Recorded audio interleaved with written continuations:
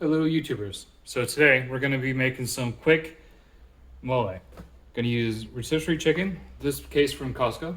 Now that the chicken's torn off, I'm gonna break this down just a little bit more. Okay, and in the pan, I'm gonna put a little bit of oil in the chicken. You don't have to use all of it, it's up to you. And this is already cooked since it was rotisserie from the store, so this won't take long. And I'm using some mole.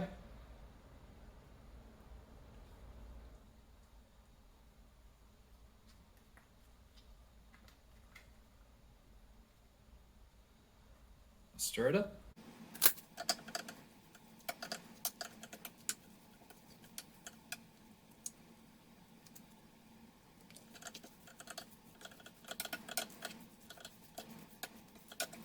We're gonna let it warm up and we'll check back. Okay, and there you have it. 3 minutes later, give or take. It's just enough to warm up the sauce, make sure it's all spread around.